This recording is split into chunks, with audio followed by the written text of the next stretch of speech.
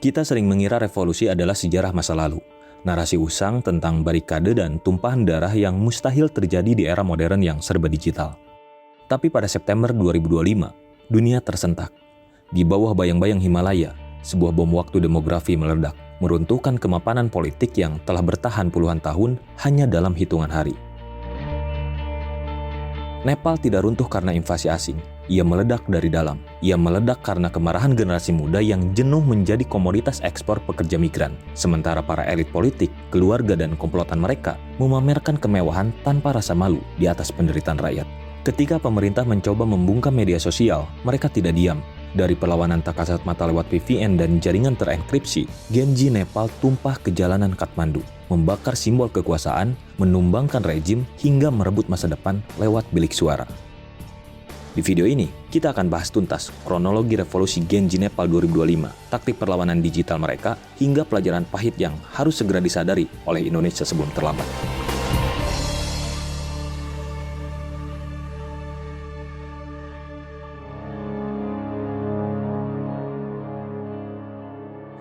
Nepal adalah negeri yang tenang di bawah bayang-bayang Himalaya. Namun di balik keindahan bentang alamnya, ada bom waktu demografi yang telah menumpuk tekanan selama beberapa dekade. Generasi muda Nepal yang mencakup lebih dari 40% populasi tumbuh dalam kondisi ekonomi yang mencekik. Dengan pendapatan per kapita nasional yang hanya berkisar $1.400 Amerika Serikat per tahun, pasar kerja lokal hampir tidak menawarkan masa depan. Setiap harinya lebih dari 2.000 anak muda Nepal memadati bandara Tribupan di Kathmandu, memilih menjadi pekerja migran di Timur Tengah atau Asia Tenggara demi mengirimkan remitansi ke rumah. Remitansi ini menyumbang hampir 30% dari PDB Nepal. Sebuah bukti ironis bahwa tulang punggung ekonomi negara ini justru disokong oleh mereka yang terpaksa pergi karena negaranya sendiri gagal memberi ruang untuk bertahan hidup. Kondisi tersebut diperparah oleh jurang ketimpangan yang dipamerkan tanpa rasa malu. Ketika mayoritas lulusan perguruan tinggi terjebak dalam pengangguran struktural, media sosial di Nepal justru dibanjiri oleh fenomena Nepo Kids. Anak-anak dari elit politik dan pejabat birokrasi yang memamerkan mobil mewah, pakaian desainer, dan liburan mahal ke luar negeri. Bagi anak muda yang sedang berjuang untuk membayar sewa kamar, penampakan gaya hidup hedonis ini bukan hiburan digital, tapi bentuk penghinaan terbuka. Korupsi sistemik yang melibatkan oligarki tua yang telah bergantian memegang kekuasaan sejak berhentinya perang saudara dan pembubaran monarki menciptakan keputusasaan massal. Politik Nepal terperangkap dalam lingkaran setan kepemimpinan elit tua yang dinilai publik terputus dari realitas hidup warganya. Media sosial akhirnya menjadi satu-satunya ruang perlindungan sekaligus arena ekspresi. Platform seperti TikTok, Instagram, YouTube, dan X bukan hanya tempat mencari hiburan, tapi tempat Genji Nepal membangun ekonomi alternatif. Dari menjadi kreator konten, jualan daring, hingga membuka jasa digital lepas. Internet adalah sarana utama anak muda bertahan hidup di tengah minimnya lapangan kerja formal. Lebih dari itu, platform ini berfungsi sebagai alun-alun publik digital, ruang tempat mereka mengkritik kebijakan publik, membongkar skandal korupsi elit, dan menyuarakan ketidakadilan yang selama ini dibungkam oleh media arus utama yang terkontrol. Internet menjadi ruang hidup yang memberi mereka suara di tengah sistem politik yang rusak. Pemerintah Nepal melangkahi garis batas yang sangat berbahaya pada awal September 2025 dengan dalih mengendalikan ujaran kebencian, meredam disinformasi, dan menertibkan platform yang dianggap tidak terdaftar secara resmi. Pemerintah secara mendadak memblokir total akses ke seluruh platform media sosial utama. Keputusan ini diambil tanpa memikirkan rantai dampaknya terhadap ribuan pelaku ekonomi digital dan jutaan warga yang menggantungkan komunikasi harian mereka pada aplikasi tersebut. Pemerintah mengira ini adalah langkah taktis yang mudah untuk membendung kritik publik terhadap para pejabat yang diterpa isu korupsi. Langkah tersebut terbukti menjadi kalkulasi politik paling fatal dalam sejarah modern Nepal. Pemerintah keliru menilai media sosial hanya mainan anak muda. Ketika akses internet diputus, yang dirampas bukan hanya aplikasi di layar ponsel, tapi hak berekspresi dan pundi-pundi ekonomi anak muda yang sudah terimpit. Tindakan pembungkaman ini membakar habis sisa rasa sabar yang bertahan selama bertahun-tahun. Keputusasaan yang tadinya terisolasi di balik layar ponsel bergeser seketika menjadi kemarahan kolektif yang nyata. Blokir internet bukan lagi hanya masalah regulasi teknis, tapi percikan api yang menyambar tumpukan jerami ketimpangan sosial, siap melemparkan seluruh generasi muda dari dunia digital langsung ke jalanan Kathmandu.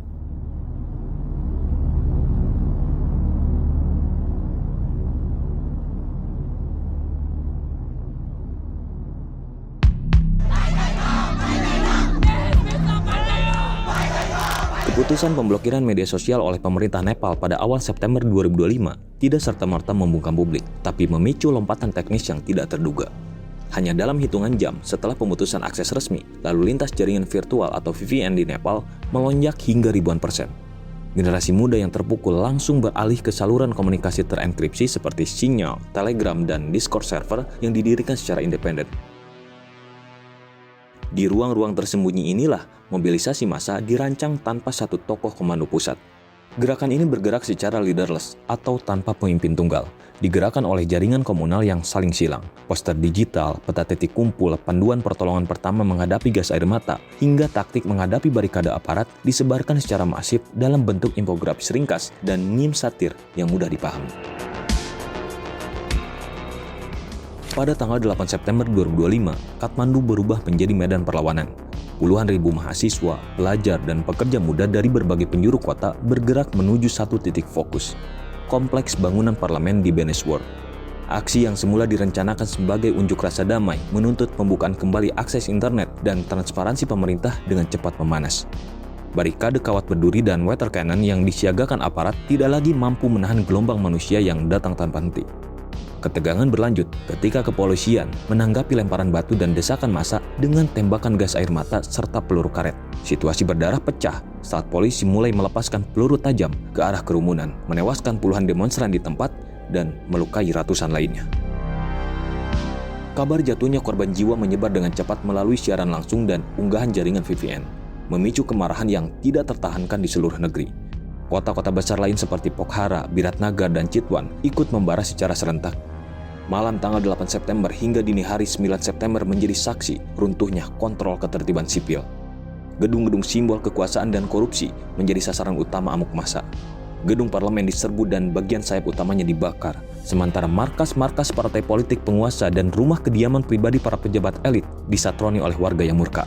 Di beberapa titik, massa menyasar aset-aset milik keluarga Nepokins yang selama ini menjadi lambang ketimpangan sosial.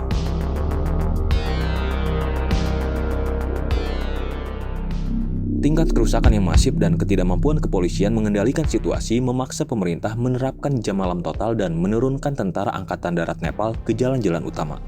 Namun, pimpinan militer mengambil posisi yang relatif menahan diri dan menolak melakukan pembantaian terbuka terhadap warga sipil. Tanpa dukungan penuh dari militer dan dihadapkan pada kelumpuhan total roda pemerintahan, posisi Perdana Menteri KP Sharma Oli menjadi tidak tertolong lagi. Tekanan dari dalam kabinet, desakan oposisi, serta kehancuran legitimasi moral di mata internasional membuat Oli tidak memiliki opsi tersisa. Pada sore hari, tanggal 9 September 2025, dalam sebuah siaran darurat yang singkat, Perdana Menteri KP Sharma Oli mengumumkan pengunduran dirinya secara resmi. Pengunduran diri ini menandai tumbangnya salah satu figur paling dominan dalam peta politik konvensional Nepal selama 2 dekade terakhir.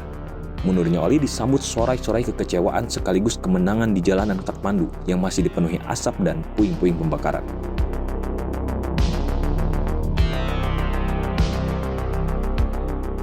Namun, jatuhnya rejim justru meninggalkan vakum kekuasaan yang sangat krusial dan berisiko menyeret negara ke dalam krisis konstitusional yang lebih dalam jika tidak segera ditangani.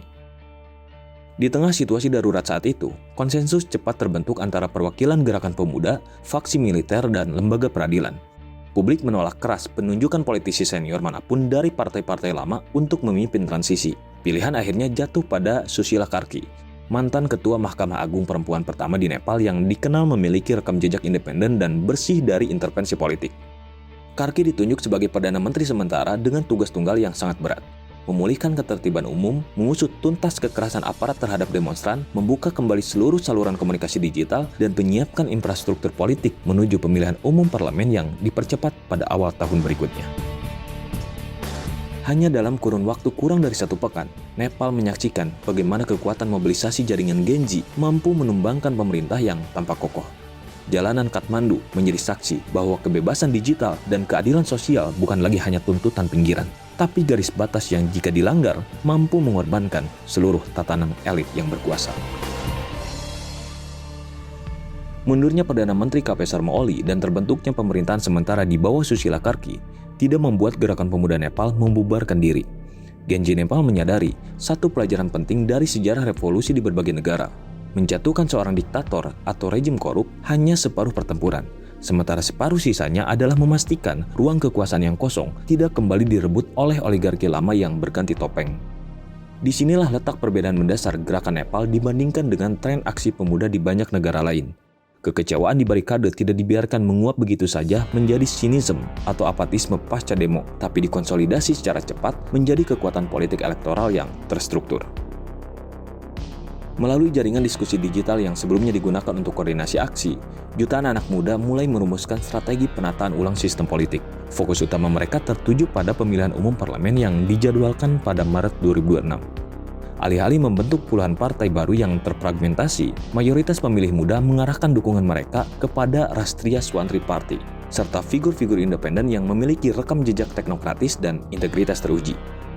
Gerakan ini mengusung kampanye berbasis platform digital, transparansi dana kampanye, dan penawaran kebijakan konkret berbasis data. Sebuah kontras tajam dibanding metode kampanye tradisional partai-partai lama yang mengandalkan politik uang, janji populis kosong, dan patronase kelompok.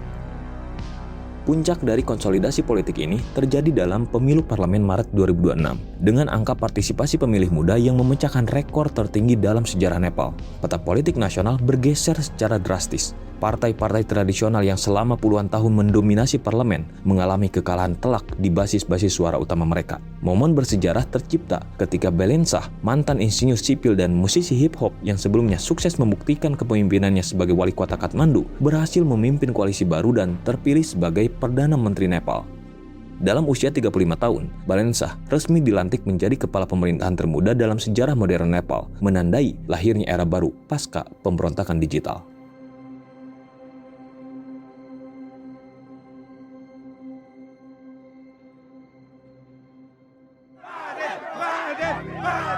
Kemenangan politik masyarakat sipil di Nepal tidak boleh hanya dilihat sebagai cerita sukses di satu negara, tapi sebagai cermin yang sangat tajam bagi situasi Indonesia hari ini.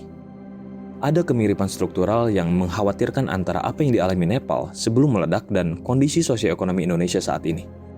Anak muda Indonesia, terutama yang berada dalam kelompok kelas menengah dan lulusan terdidik, berhadapan dengan tekanan ekonomi yang sangat mirip. Gelombang PHK massal, sulitnya mencari pekerjaan layak di sektor formal, serta biaya hidup yang terus melonjak tak seimbang dengan kenaikan pendapatan. Di saat masyarakat bawah dan kelas menengah berjuang keras untuk bertahan hidup sehari-hari, layar media sosial Indonesia setiap hari diisi oleh pemandangan yang memicu antipati, pamer kekayaan dan gaya hidup mewah dari keluarga pejabat, politisi, hingga keturunan dinasti politik. Praktik nepotisme yang dipamerkan tanpa rasa canggung di tengah kesulitan warga ini adalah replika sempurna dari fenomena Nepo Kids di Kathmandu.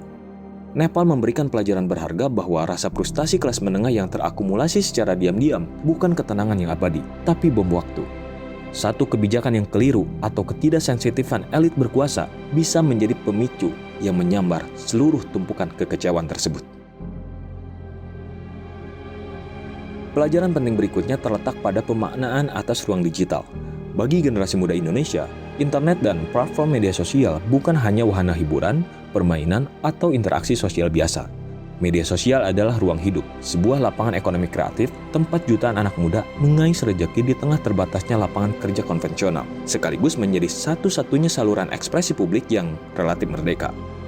Ketika wacana pemblokiran, kontrol berlebihan, atau penyensoran platform digital dilempar oleh regulator dengan dalih ketertiban, pemerintah kerap lupa bahwa mematikan ruang digital sama saja dengan mematikan mata pencaharian dan membungkam suara kritis warganya. Menutup ruang digital tidak akan pernah menghapus resistensi, melainkan justru akan mendorong perlawanan tersebut keluar ke jalan-jalan raya. Pelajaran paling krusial berikutnya dari revolusi Nepal bagi Indonesia adalah pentingnya daya tahan pengawalan pasca aksi. Selama ini, gerakan sipil dan unjuk rasa anak muda di Indonesia kerap terjebak dalam pola yang berulang. Gelombang amarah yang sangat besar dan masif ketika sebuah isu viral di media sosial, namun cepat meredup dan menguap begitu perhatian publik terdistraksi isu baru. Tanpa adanya kelembagaan politik yang kuat, konsolidasi yang rapi, dan pengawalan berbasis jangka panjang, momentum perubahan akan selalu dibajak kembali oleh para pemain lama. Nepal membuktikan kepada dunia bahwa perubahan sistemik yang substantif hanya bisa terjadi ketika keberanian di jalanan bersambung dengan kedewasaan dalam berpolitik di bilik suara. Revolusi Gen Z di Nepal memberikan sinyal yang tegas bagi seluruh kawasan bahwa generasi muda tidak bisa lagi terus-menerus dijadikan objek penderita dari keputusan politik para elit konvensional. Mereka siap mengambil alih kemudi masa depan mereka sendiri.